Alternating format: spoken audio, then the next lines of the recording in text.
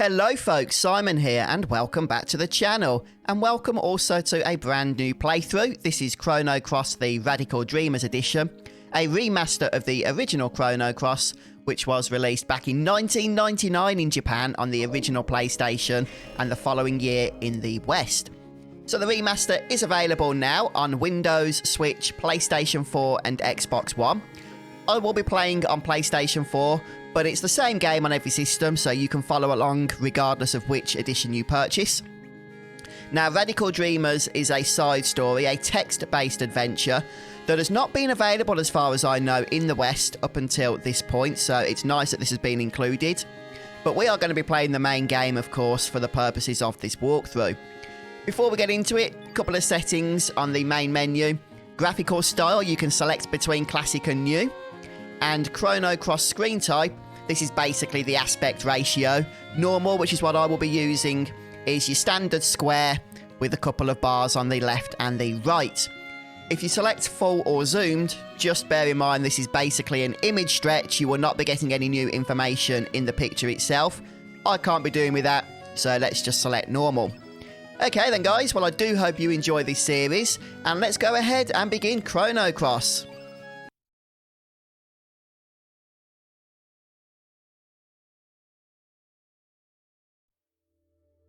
And now we come to the main menu of the game itself. So there's a little cinematic there, but we're going to go ahead and get stuck right into the experience. So I have been playing this already since Square were kind enough to send me a copy of the game early so I could get, a good handle of it all. But I'm going to be guiding you through from the very beginning. So let's go ahead and select a new game. And we are greeted by the controller controls, but I will be talking about those as we get into things. Just note there is a reset if you want to go back to the main menu by pushing all the shoulder buttons down, along with the start button. Now, I'm going to be going for the default names throughout the playthrough. You guys know how unimaginative I am when it comes to naming characters, so that will just have to do. And here we have our opening FMV. Since this is a remaster, I do feel that Square missed a trick perhaps with not upscaling the FMVs or the frame rates in the game. I am a little bit concerned that the 15 frames per second in many of the various moments of the game are going to be putting a few people off, especially because we've been spoiled so much lately with modern games. It's difficult to go back to these low frame rates. It does make the game feel a little older than it otherwise needs to. If Square had just put in a little bit more effort, but that tends to be the way with their remasters, doesn't it? The game itself is still great, and there are a number of changes, not least of which, as you can see, the text has been upscaled. It is far more legible now than it was in the original game, and the font is nowhere near as horrendous as it was with the pixel remasters of the Final Fantasy games, so that's got to be good. Now, it looks like I've got Aula in our party. You will have Serge, Kid, and a random third-party member, so don't worry if yours is different to mine. We're only in this opening section very briefly, and then we will be moving on into the main bulk of the game itself. I guess you could say this is like a little sneak peek of what's to come.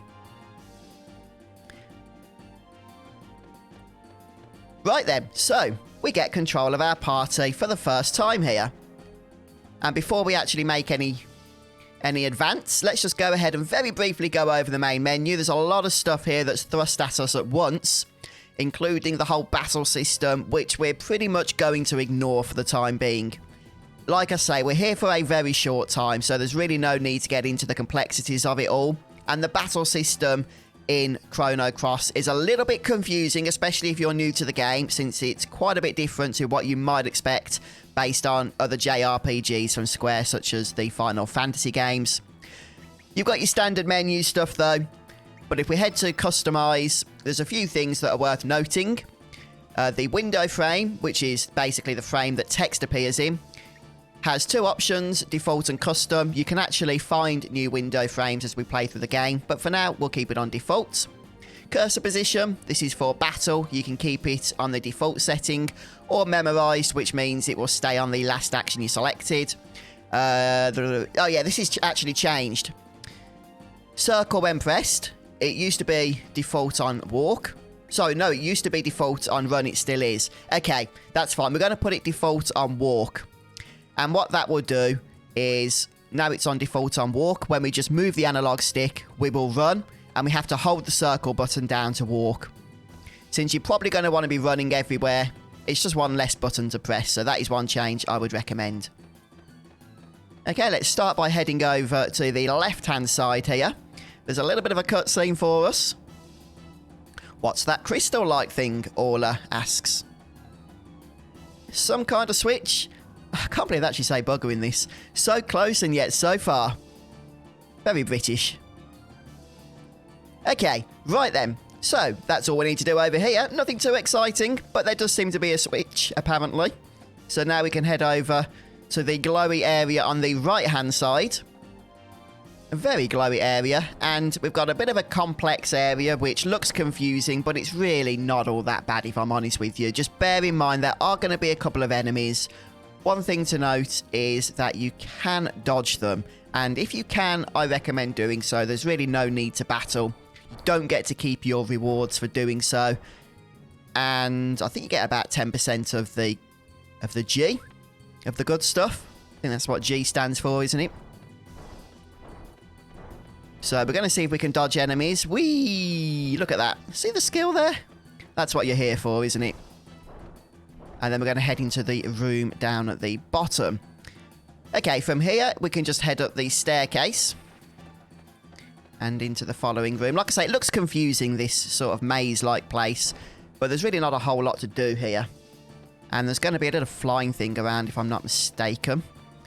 Yep, I just saw it in the corner there, so we'll ignore that as we run into the next area. And this is where we get to have a little bit of interaction. I know you guys love interacting in these games. And this is the button that we saw, so let's activate it. I'm going to take the opportunity here as well just to thank everybody that's been supporting the channel recently as patrons on Patreon and as YouTube members. It means a lot, so thank you so much, guys. Okay, so with the button pressed, we need to make our way over to the weird pink glowy thing in the centre of the room. Again, I'm going to try and avoid enemies, although this guy is not going to let me past, is he? Go, go, go, go, go! Look at that! Ha ha ha ha! And activate. So just tap the confirm button on whatever control system you're using to activate various interactive objects, such as this very painful looking lift to sort of blast you off at high speed. But nothing that our party can't handle. Yeah, I've been asking the same question. I doubt we'll be getting any answers anytime soon.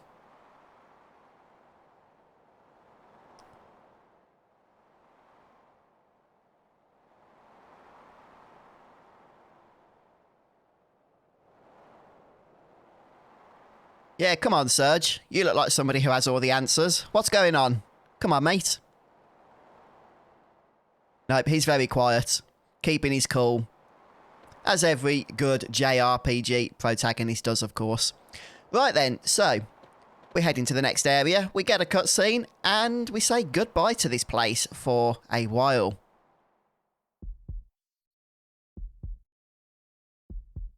So that sort of serves as the little opening to the game. Again, don't worry about the battles or doing much with your party, because it's all temporary, your stats and the items that you've got and all of that stuff.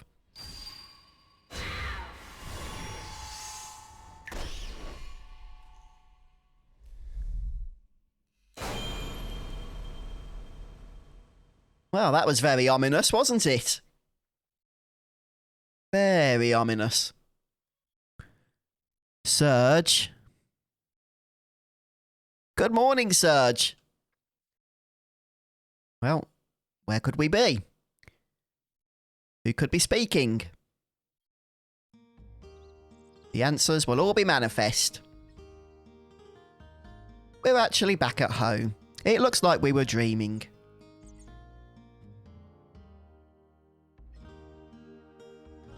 So yes, welcome to Serge's little hometown here. It's a very quaint village. sort of place you could happily retire to, no doubt. Idyllic little home here for our main character. And we get to start to experience the wonderful score as well for Chrono Cross. Now, one thing to note is that there's a little bit of confusion, I feel, when it came to the soundtrack, because first it was announced that you could switch between the remastered soundtrack and the standard or the original, and then it was announced that you couldn't, which upset a lot of people. But just to clarify, there has been no reorchestration of the soundtrack.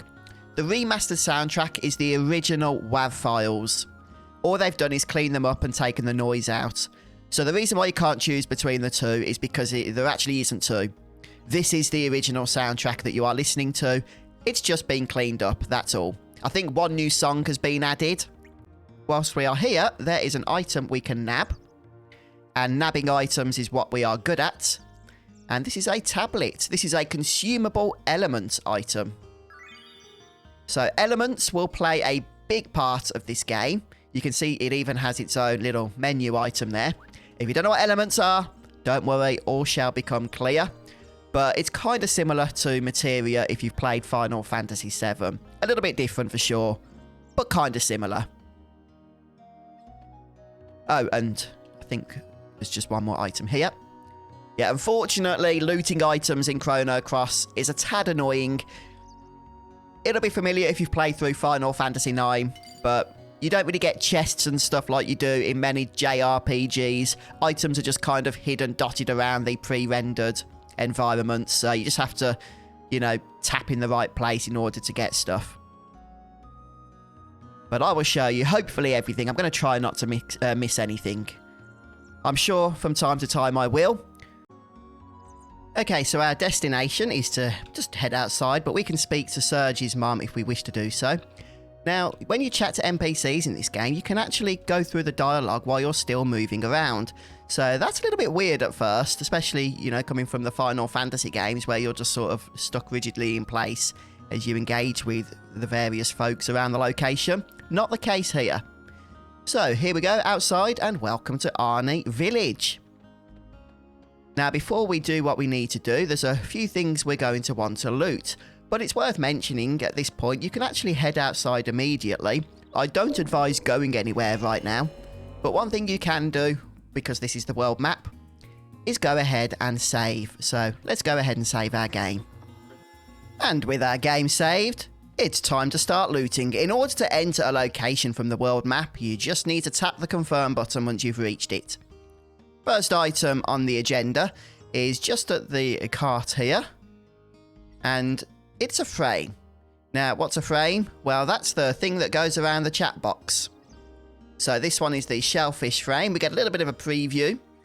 This happens every time we collect a new one.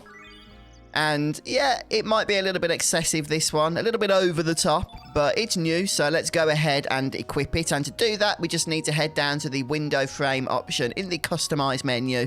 Select custom and then scroll through to the one that we want to equip. Those others are already available to you by default. So let's go ahead and select shellfish. Obviously, it makes no difference to the gameplay. It's purely cosmetic. And next up, we're going to head over to this fella. Now, who's this fella? He's a very proud fisherman. And he's caught this sawfish. Well, at least I've always assumed it's he that's done this. Gives us a little bit of information about it, and then we get a choice, and it's important that we select the right option, which is you are probably right. Now, if you accidentally spam through the dialogue, which is possible, I've done it myself, and tap the wrong option, it might be worth reloading with that save that I told you to do. But we're going to select the correct one. And the reason for that is after the dialogue, we're going to get a key item.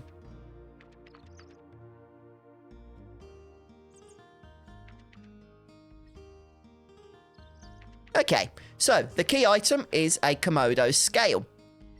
Now, we can actually use that as part of the story, but we don't need to, because we can get more of those in a little while. So this first one is going to get put to use for something else. And that is we're going to speak to this little dude over here. And the reason for that is he actually wants one of these Komodo scales. to give to a girl that he likes.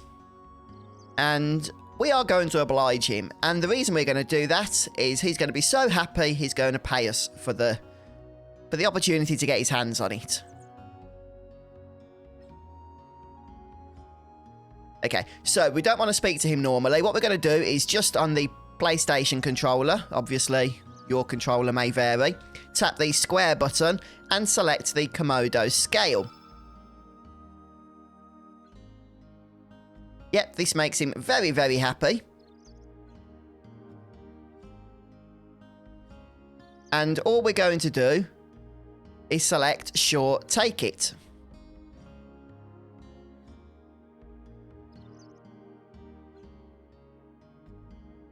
And in return, we get an uplift. By the way, you can't get 1000 G for it, so don't bother trying.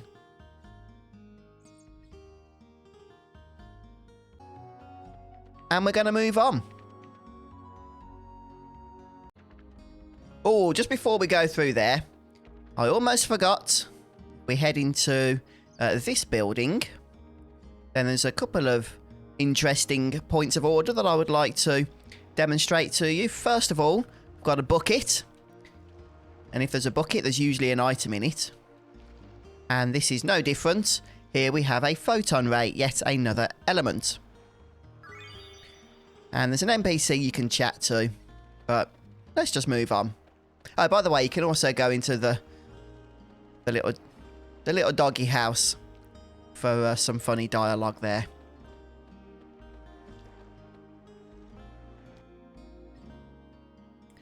Okay, and now we're going to go back in, or where we was going to go a moment ago, into the next area.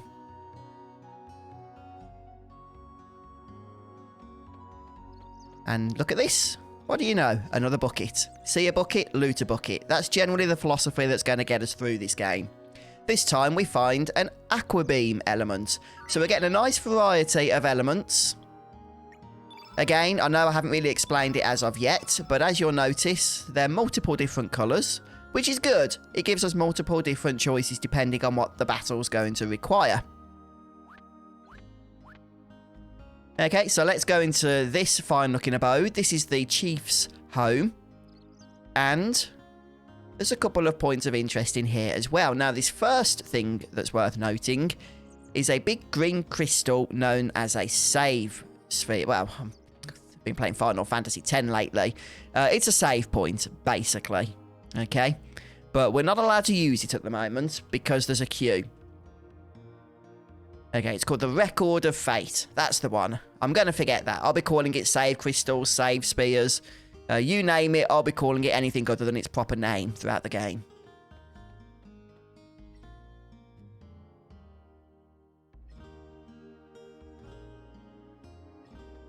And there are some things to point out in terms of loot.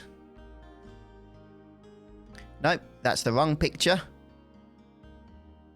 This is the one I wanted. Sometimes it can be a little bit tricky just to line ourselves up. There we go. And here we have a cure element. Obviously an important one because, well, that's what keeps us alive once we've taken damage. And I'll leave it up to you whether or not you want to chat to the various folk around that joint. But what I'm going to do is point out that the chief himself, located outside, he can give you a bunch of lessons regarding how to do battle.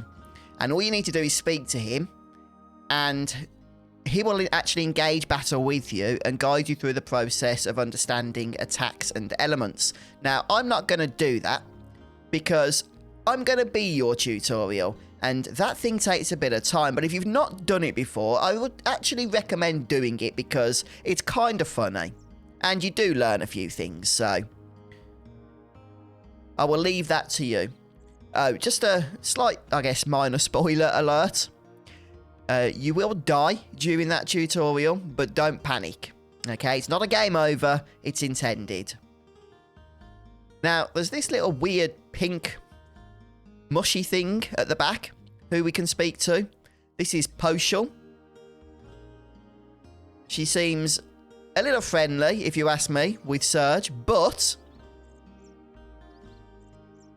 I just want to point her out. We're going to be returning to her a little later once we've looted another key item. Just like we looted one for that boy, we can loot one for the dog as well. Only the reward is going to be a tad better. Next up, continuing on with our optional hunt for stuff, we're going to head into this area. This is the cafe. And there's a couple of things we can do here. We can chat to the girl, the waitress, and she has a fair bit of dialogue. So I'll let you read that.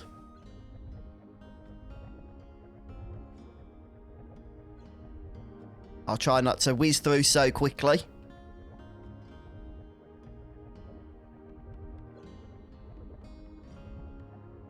Yep.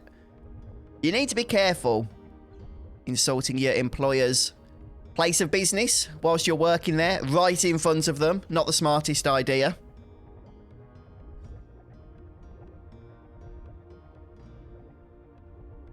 And once we've spoken with her, you'll see this funny looking barrel. Well, actually, it's kind of a normal looking barrel, but it does something funny looking. But only after we've spoken to it a few times. No answer, it's just a barrel. Is that right? Well, let's try a third time. And then we get some additional dialogue. Yeah, we've already been told it's just a barrel, but apparently it's not. However, it will give us another uplift element for just leaving it alone from this point. So, yeah, that's what we're going to do. And just before we leave this place,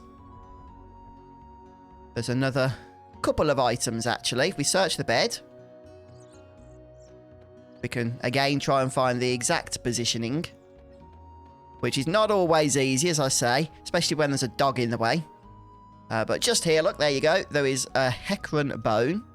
I'm sure we'll put that to good use. And over here, we've got the suitcasey thing containing an ivory helmet. Now, the ivory helmet is an accessory. And anybody who knows anything about JRPGs will know that accessories are always useful. So we're going to go ahead and equip the ivory helmet onto Serge now. It's a nice boost to defense and magic defense. So really no reason not to use that. Now we're going to go into the house next door. Yeah, this is the final place that we need to explore.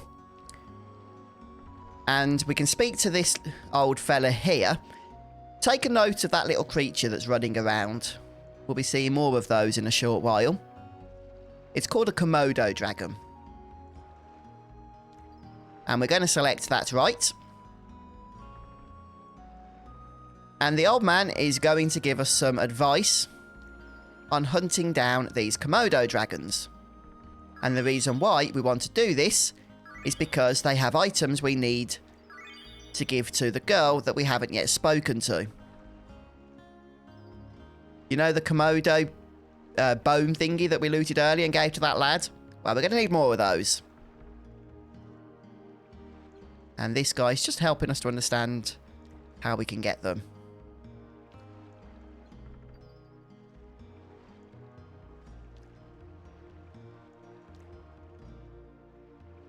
Okay. Now, before we leave the actual building, we're going to pop downstairs because there's another key item we can get. And that's from speaking to this NPC here. So, make sure you do this.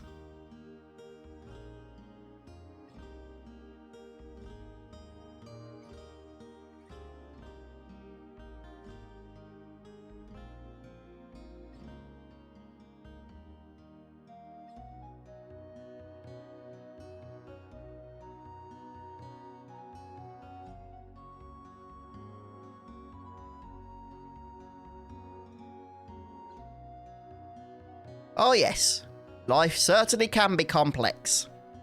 That's one way of putting it.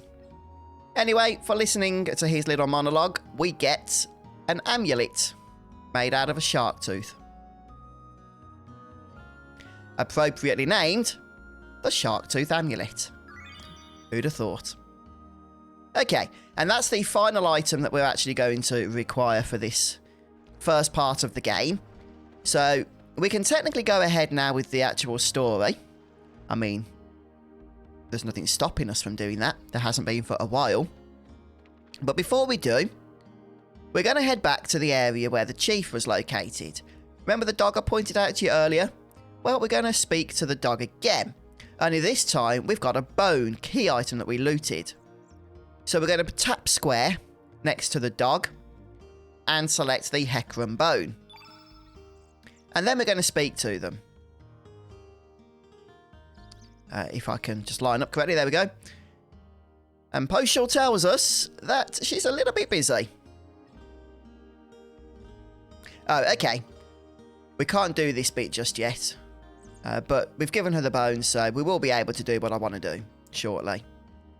We do need to just do the next bit of story first.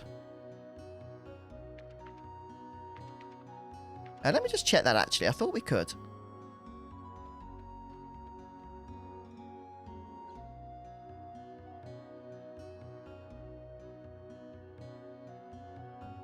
Oh, okay. It's because we didn't actually give her the Hecarim bone. I'm such an idiot.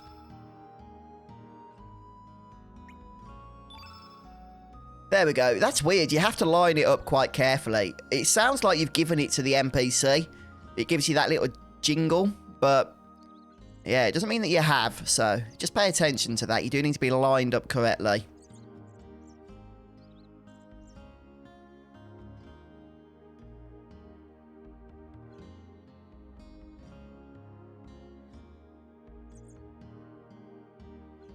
Right, well, Poshul is now happy.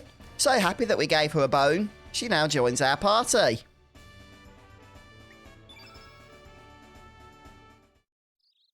And as they say, 2 fighters in battle are better than 1. And certainly Poshul holds her own. She's, you know what, the same sort of power level as Serge. So there's really no reason not to get her recruited. And now that we've done that, we can crack on with the story. And in order to crack on with the story, we're going to head around the pier area.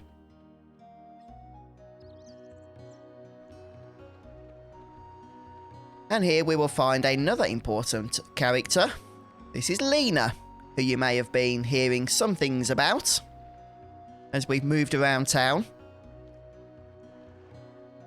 So, yep, she wants some Komodo scales. 3 to be precise.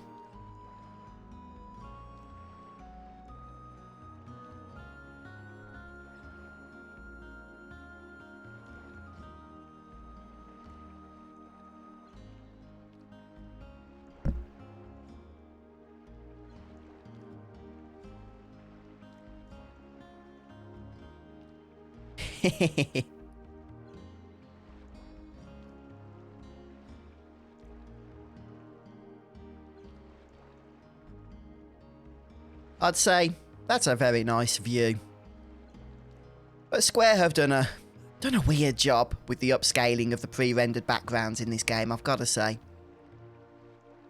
When I think like what fans have done with the Maguri mod for Final Fantasy IX, I think Square could perhaps do a decent job with their assets and their production budgets. But what we're going to do here is select sure, no problem. Remember, always try and appease the characters that you speak to. It usually ends up in something, in a better result.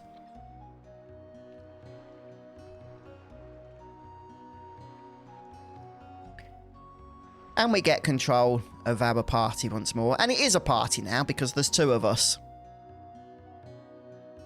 So, we've actually done everything that needs doing in town. We can actually move on to our next destination. And our next destination is down here.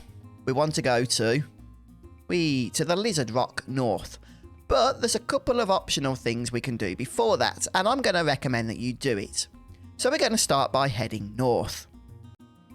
On second thoughts, there's not a whole lot we can do in Fossil Valley South. I do want to point out to you, there is a location here, Divine Dragon Falls. This is a kind of hidden location. The text won't come up until you actually visit it for the first time. Not that you can do anything really at this particular point, but look, we can run around. And I'm not really going to go any further. We'll head into the cave. You know me, I love exploring. But yeah, we're going to be back here later on. So, oh, I forgot to mention there's a fast forward feature if you want to use turbo mode to speed things up. And interestingly, there's also a half speed feature. See that? Whee! Just in case you want things in bullet time. But let's just keep things in normal speed for now. And over on the right hand side, I want to point out the Hydra Marshes. Again, we can't do anything here. In fact, we can't even get past this fella. But just make a mental note of this place. It's a dangerous place. There's a pretty frustrating health draining mechanic. So we're going to come back later on. Quite soon though. However, a point that I do want to make, or somewhere I do want to visit before we finish up, is Cape Howl. This is not somewhere we need to go as part of the story is concerned. But there's a couple of items we can grab, so we may as well. And there's a couple of enemies, which are a great example, or will give us a great example of the battle systems. Let's just nab the items first. A heal, and also bone. And perhaps we should go ahead and equip some elements. Actually, I'm not going to equip elements right now. There's no need to. These enemies are fairly easy. And I'm just going to show you the attack mechanic to start with. We'll begin simply and introduce the more complex elements, no pun intended, a little bit later on. Like, probably from the next battle. Okay, so, starting off at the battle screen, we have attack, element, which we can't do anything with right now, defend, and run away. I think the bottom two are fairly self-explanatory. Oh, it's a turn-based system as well. So, you can take your time when selecting what options you want to choose to use. Right now, we are going to select attack. You can also see in the top left-hand corner, field effect with a grey colour, or white, blue and green. That represents the various element colours, and we can manipulate that to our advantage. But not for this particular battle. So what we're going to do is select attack, and we're then going to select the enemy. And then here, we have a 1, 2 and 3, each with a percentage. This is a hit percentage, and this is a weak attack, a medium attack, and number 3 is a strong attack. But as you can see, the weak attack has the higher hit percentage, and that's what we're going to start with. As we get successful attacks against an enemy, the percentages will increase, so we can then move on to stronger attacks with a higher success chance. So let's just go ahead and start with our weak attack for 3 points of damage. Now, you'll notice under Serge, it says the number 1. That is because we just used the weak attack. Poshel is still on 0 because she hasn't used any attacks. Let's try our medium level 2 attack. It was successful, so now our number is level 2. And let's go for level 1. You don't have to. Now the game is advising us to go for level 3, so let's do that. And that's the end of that enemy. Okay. You can see also, I want to mention this before we go any further, that Serge now has 0 stamina. That's because we use these attacks. You're going to see with Poshel now that as we use attack 1, I've queued up some other attacks here as well. I queued up attack 2. So we actually use attack 1, then attack 2. That adds up to 3. Poshal's stamina is now down to 4. However, when a party member uses their attacks, they build up the stamina of their friends. So, by using attack 1 and attack 2 totaling 3, Serge has now gained 3 stamina. Does that make sense? If not, don't worry. The more you get into it, the more it will. So again with Poshel, let's go ahead and select attack. Let's go ahead and select attack 2. We've only got a 75% chance, so I wouldn't normally recommend doing this. But it worked. And we can select attack 2 again. Now, we can't select attack 3. It's greyed out. Why is that? Because we don't have enough stamina, as I just explained to you. See, we've only got 2 stamina now on Poshel. And attack 3 requires 3 stamina. And we also can't use elements, mainly because we don't have any elements equipped on this character. So let's use our strongest attack we can use. And now Poshul has no stamina, which is fine, because Serge has built up his stamina. We can now use an element. But the only elements we have equipped... Oh, no, we do have Tablet, which is the same as Cure. Tablet is an element that is a consumable. Okay? Whereas Cure is an element that is not a consumable. It will, however, use up our stamina. So, we're going to not use it because we don't need to heal up, and it would be a waste. Let's go ahead and attack once more. The battle system, it does take a little bit of getting used to. Now, I didn't really get to show you in that fight because I was explaining things, but you can queue up attacks as well, so you can really speed through battles. Now, Poshul has gained HP +1. Why is that? Well, this is how the leveling system works in this game. It's a little bit different to what you're going to remember from the Final Fantasy games, and it does warrant a bit of an explanation. One thing that's worth mentioning before all of that, though, is that after each battle, you can choose to use your remaining resources to use whatever elements you have equipped to heal up. So, that's always a good thing to do. It saves going into menus after battle. Yeah, so the leveling system is very strange. At the bottom left-hand corner, you can see there's a star, followed by the number 0. That indicates our star level. Our star level is what's going to increase our stats. Every time we gain a new star level, we get a boost of stats, a decent boost of stats. However, you don't gain experience like you do in many Japanese role-playing games. What happens is, you gain a star level once you defeat a boss. Okay, so there's many story bosses, of course, throughout the game. Every time you kill one, defeat one, you'll gain a star level. And when you gain a star level, you'll get a load of stats. So, there's not really a lot of grinding to do in this game, as leveling is tied to killing bosses. Now, every time you're at a new star level, you are able to kill various random encounters for additional stats. So, we're starting at star level 0, and as you saw, Poshul gained a little bit of stats to her HP. I think she got HP +1.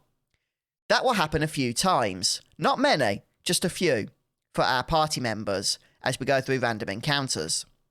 Eventually, after about 7 to 10 battles, they will stop gaining those stats, and then they will no longer gain stats at all until we've reached the next star level. Then they will be able to do another 7 to 10 battles to gain some minor stats again. Again, a little bit confusing, but as you see it in action, it will all make sense. And it's actually a decent system. It means you can't really over-level the content, nor is there a huge amount of grinding.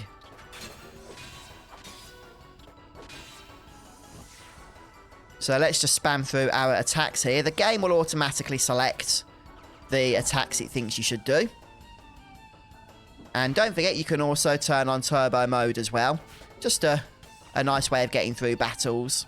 Unfortunately, Poshul there didn't have some great success with those hits. So one more enemy to go. And it's possible we might gain another minor level, as I think they're called minor levels. It's all hidden.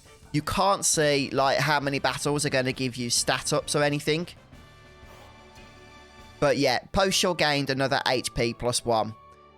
So here's the thing. This is how it's going to work. Starting now on star level 0, we're going to want to go through random enemy encounters before the next boss or the first boss until we've stopped these little stat gains, okay? That's important because if we kill the boss, we'll go up a star level, and any other minor stat gains we could have collected on star level 0, we will then not get because it will reset. It's only, as I say, a few battles, usually no more than 10, and we won't be getting any more of those little stat gains. Once that's the case, we can then go ahead with the boss fight, get to star level 1, and then repeat the process. Once you've done it a few times, it will start to make sense. Did I grab both the items? I think I did, didn't I? Yeah. Yeah, we got the element and we got the bone. So that's all there is to do there.